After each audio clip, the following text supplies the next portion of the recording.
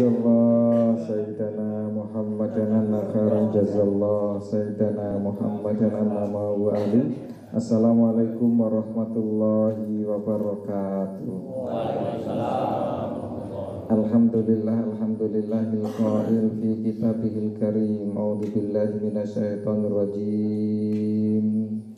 Aqimus shalah wa atuz zakah wa sholatu wassalamu ala sayyidina Muhammadinil qail al yadul ulya khairum minal yadis sufla wa ala alihi wa ashabihi wa mawala la haula wa la quwata illa billah.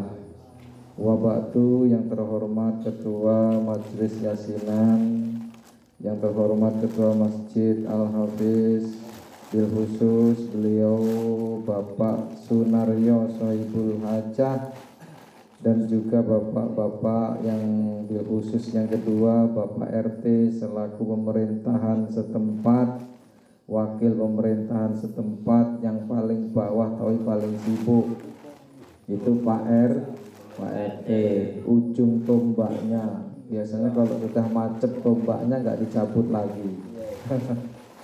Alhamdulillahirobbilalamin. Bapak-bapak hadirin sekalian yang tidak bisa saya sebutkan satu persatu, tapi yakin malam ini malam yang penuh berkah, juga keberkahan itu sampai pada hati kita masing-masing. Amin ya rabbal alamin. Bapak-bapak, sekedar merefresh ingatan kita, kajian di rumah beliau Bapak Budi. Ingat enggak Pak apa yang disampaikan? Mas Prantino itu enggak datang. Apa yang kita sampaikan? Apa Pak? Ingat enggak Pak?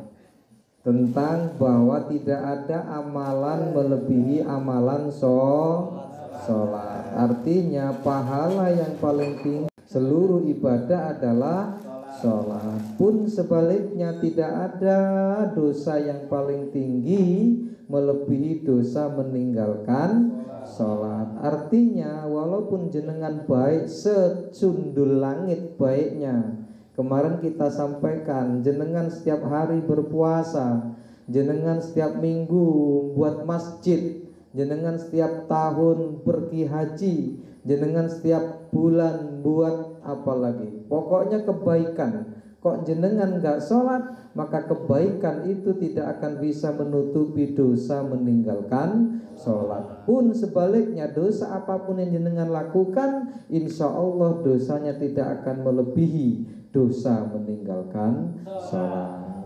Ibu, bapak, hadirin sekalian dirahmati Allah, hari ini atau malam ini kita akan melanjutkan. Di dalam sholat itu ada dua Bapak, ada. Makanya kalau kita sholat kan gini ya, usolli fardhu subhi rak'ataini mustaqbilal qiblati adaan. Apa sih arti adaan Pak? Adaan itu dilakukan tepat pada waktunya. Kalau subuh biasa bulan-bulan ini itu jam 4:20 sampai terbitnya matahari. Sekitar terbitnya itu jam 6:04, sekarang udah terbit. Karena pagi jam 6 itu udah kelihatan matahari. Begitu juga duhur itu jam 12 kurang sudah masuk duhur. Artinya saat itu kita sholat. Nah, ketika kita sholat berarti bari atau minadimah, kita lepas tanggung jawab, dan itu berarti dilakukan pada waktunya, disebut adaun. Nah, ada yang kedua namanya qodhoun. Apa qodho? Qodho itu dilakukan tidak pada tempatnya. Misal jenengan tidur jam 3 malam karena mungkin ada kerjaan yang nggak bisa ditinggalkan. Tahu-tahu ketiduran, bangun jam 8, jangan nggak sholat sampean. Tetap beban sholat subuh itu ada. Bagaimana caranya? Usolli fardhos subhi rak'ataini mustaqbilal qiblati qadhaan lillahi ta'ala.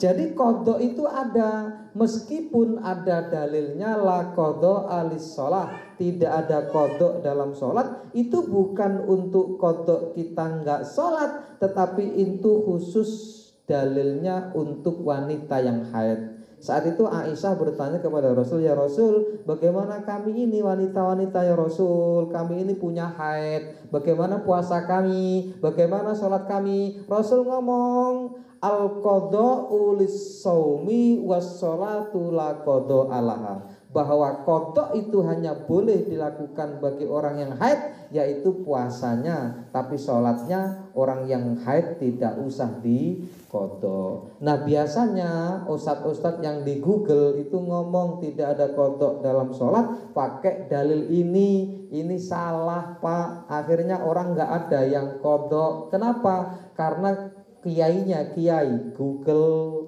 ngambil ilmunya dari Google bukan dari kitab. Bahayanya Pak, jenengan sering browsing Google, sering browsing di YouTube, itu banyak berkeliaran ustadz-ustadz yang menyesatkan. Kenapa? Karena mereka yang penting terkenal. Kalau sudah terkenal dapat duit, ukurannya tetap duit. Nah itu Pak.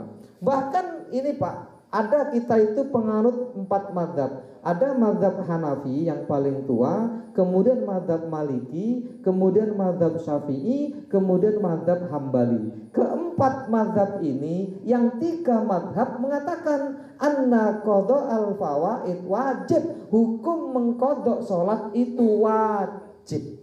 Hanya Hanafi yang tidak mewajibkan qadha. Maksudnya apa? Saat jenengan pernah meninggalkan sholat, nggak perlu diqadha kalau mazhab Hanafi. Tapi 3 mazhab ini mengqadha, wajib hukumnya. Apakah langsung atau tidak langsung? Misal jenengan pernah meninggalkan sholat 1 tahun, maka jenengan qadha mulai mendengar ini. Ini hanya sekedar saya menyampaikan. Jenengan percaya ya monggo, nggak percaya sudah saya sampaikan. Kenapa? Karena nanti saat jenengan di alam barzah, yang pertama kali dihisap adalah sholat jenengan. Tidak ada nanti kamu jenengan ditanya bagaimana sedekahmu, bagaimana ini, enggak. Tapi pertama kali ditanya adalah bagaimana keadaan sholatmu saat di dunia ini. Nah, kalau kita pernah meninggalkan sholat, maka wajib 3 mazhab untuk mengqadhanya. Bagaimana caranya? Setelah sholat lagi. Jenengan setelah sholat duhur lagi. Bagaimana? Usolli fardhu dhuhri 4 raka'atin mustaqbilal qiblati qadha'an lillahi ta'ala. Kalau pernah kita 1 tahun meninggalkan sholat, maka qadhanya 1 tahun.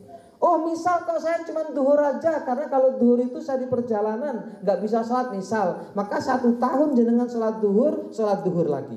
Bagaimana? Usollinya tadi ada qadha'an lillahi ta'ala. Kenapa? Kalau kita usia sekarang 50 Pak, berarti 36 tahun jenengan harus sholat. Jenengan tidak boleh tidak sholat. Kenapa? Karena kalau kita hitung Pak, berarti usia kita 36 tahun dikali berapa? Jadi 5 hari, 1 tahunnya itu berarti 365 hari. 1 harinya itu berarti berapa? 5 kali sholat. Berarti dalam setahun itu 3 kali 5 berapa? 3 kali 5 15.600-an kali sholat dikali 36. Kok ada yang kosong? Maka itu ibaratnya gini Pak. Jadi sholat dengan sholat yang lain itu ibaratnya gini Pak. As-sholat itu kafaroh. Sholat itu adalah penutup. Misal begini, ini sholat duhur, ini sholat asar, ini sholat maghrib. Nah, kita sholat duhur nih. Begitu sholat duhur, kita sholat asar, itu ada jembatan Pak. Begitu sholat asar, kok ini bolong, ini jembatannya putus Pak ini Pak. Maka harus ada jembatan lagi antara asar dan maghrib. Begitu maghrib dengan isya, begitu terus. Berarti selama 36 tahun harus tadi Pak 1.500 kali dikali 36 tahun. Kalau kita ini selama usianya sudah 50 tahun. Dan ini hukumnya wajib menurut siapa? Menurut 3 madhab. Dan mayoritas di Indonesia madhabnya Syafi'i. Dan Syafi'i punya murid namanya Hambali. Dan Maliki ini gurunya Imam Syafi'i. Jadi ini berantai. Memang Hanafi ini agak berbeda, tetapi ya ada keunggulan lain di bidang hukum yang lain. Apakah Rasul pernah juga qadha? Pernah, Pak. Pada waktu sholat Isya Rasul itu cuma 2 rakaat. Dan ingat, lupanya Rasul itu bukan lupa seperti kita. Lupanya Rasul itu karena memang ditakdirkan oleh Allah untuk lupa yang menjadi hukum setelahnya. Sahabat gak mau protes, Pak. Kenapa? Karena sahabat takut kalau memang Isya itu dirubah sama Allah. Karena memang pada waktu Rasul hidup namanya zaman turunnya wahyu. Barangkali Allah mengilhamkan kepada Rasul bahwa sholat Isya tinggal 2 rakaat. Lalu kemudian Rasul ini biasa nggak ingat kalau itu 2 rakaat. Waktu sholat subuh, sahabat nanya sama Rasul, memberanikan diri, ya Rasul, memang sholat Isya itu tinggal 2 rakaat ya? Rasul kaget, ngapa hai sahabatku? Enggak, semalam itu kok sholat Isyanya cuma 2 rakaat. Apa benar? Benar, tanya yang lain. Benar. Akhirnya Rasul melengkapi sholat yang 2 rakaat tadi dengan sebutan qadha. Jadi qadha sholat itu ada, dan itu memang diperuntukkan ruangan bagi kita yang pernah meninggalkan sholat, atau betul-betul misal kita kerja sore meninggalkan sholat asar, maka cepat-cepat sholat maghrib, dan kemudian setelah sholat maghrib sholat qadha. Qadha apa? Qadha asar. Usolli fardhal asri 4 rakaati mustaqbilal qiblati qadhaan lillahi ta'ala. Kenapa? Karena bergeser waktu dari waktu yang sesungguhnya. Loh, kan ada dasarnya, la qadha ba'da sholatil asri, tidak ada qadha setelah sholat asar. La qadha ba'da sholati subhi, tidak ada qadha setelah sholat subuh. Itu dalil untuk apa? Itu dalil untuk rawatib. Tidak ada ba'diyah subuh, tidak ada ba'diyah asar. Ada, Pak, saya pernah ceramah di daerah Muara II itu ada yang nanya begini, Pak Ustadz, kami itu punya Ustadznya itu ngomong kalau setelah asar nggak boleh sholat. Memang benar, Pak Ustadz? Benar, saya bilang. Tapi sholat ba'diyah asar yang nggak ada. Loh, ini ada, Pak Ustadz. Ada mayit datang setelah asar, nggak disolati, nunggu setelah maghrib. Bener nggak? Jenengan sudah sholat asar, lalu ada mayit mati. Jenengan mau sholati nggak, Pak? Tidak ada sholat setelah sholat asar. Jenengan sholati nggak? Disolati, Pak. Ini Ustadz nggak mau nyolati gara-gara pakai dalil itu. Inilah Ustadz Google tadi. Ngajinya sama Google. Ya disolati, Pak. Karena sholat mayit itu kapan saja. Setelah subuh boleh nggak nyolat mayit? Ya boleh. Yang nggak boleh sholat ba'diyah subuh. Jadi itu, Bapak, ya. Malam ini kajian kita adalah qadha sholat. Jenengan yang pernah ninggalin sholat, saya hanya menghimbau dan mengajak, monggo jenengan qadha, daripada nanti setelah jenengan mati akan jadi penyesalan yang luar biasa. Sama, qadha itu rakaatnya tetap sama. Boleh nggak menumpuk-numpuk? Boleh. Bahkan di dalam kitab Fathul Mu'in itu disebutkan An-Subki yaf'alu dzalika liaqaribi. Bahkan Imam Subki itu imam di zamannya itu mengqadhakan orang lain.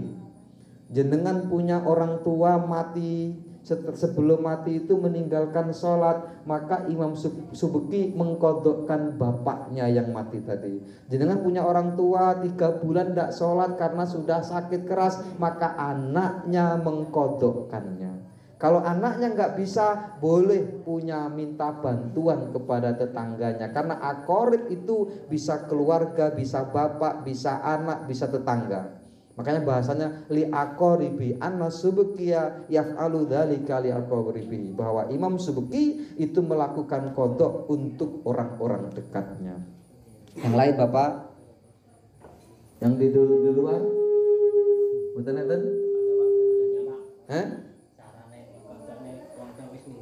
Nah, gini, usolli fardul maghribi salasa raka'atim mustaqbilal kiblati qada'an li ummi. Kalau bapak qada'an li abi. Allahu akbar. Itu jenengan dapat pahala, orang tua dapat kiriman. Nanti saya ceritakan bapak bagaimana orang sudah mati itu seperti hidup sebenarnya, Pak. Ya, rasanya seperti apa itu luar biasa, Pak. Orang yang sudah mati itu kalau kita kodoin sholatnya itu kayak dikasih apa namanya, mahkota gitu. Saking bangganya dia, saking luar biasanya. Ibu pernah dulu mungkin meninggalkan sholat waktu sakit, jenengan hitung-hitung dikira-kira saja. Jenengan juga begitu, pernah ninggalin sholat tetap cepet dikodok. Saya pernah 10 tahun ninggalin sholat misal nih, maka jenengan kodok kok 3 tahun atau mungkin seminggu jenengan ninggal setelah dikodok, maka jenengan dianggap selesai oleh Allah. Itu enaknya. Tapi kalau nggak pernah berniat untuk mengkodok, saya khawatir jenengan nanti begitu mati, bener kata Susilo itu, tapi udah nggak bisa balik lagi. Itu aja. Sholat jamak, sholat apa bisa jamak? Apanya? Sholat jamak. Ya sholat jamak itu sholat yang di perjalanan, Mas. Misal jenengan ke Jakarta itu sudah boleh, ke Palembang, Prabu Mulih itu sudah boleh Pak di jamak. Karena jamak itu syaratnya 85 atau 96 kilometer. Sini Muara 2 belum ya? Belum. Sini Batu Raja belum. Sini Muara Enim sudah belum? Sudah ya? Sudah. Taruhlah Prabu Mulih lah, Pak. Walaupun pakai mobil tetap boleh dijamak. Ada jamak takdim, ada jamak takhir. Jamak takdim itu dilakukan sebelum, maksudnya sholat yang pertama, misal duhur sama asar dilakukan pada waktu duhur, namanya jamak takdim. Kalau jamak takhir, duhur sama asar dilakukan pada waktu asar. Dan istilah itu nanti panjang, Mas. Kenapa? Ada kosor, ada jamak to. Ada jamak to, tidak ada kosor. Ada jamak kosor, ada kosor to. Nah itu nanti insya Allah kita akan bahas. Assalamualaikum warahmatullahi wabarakatuh.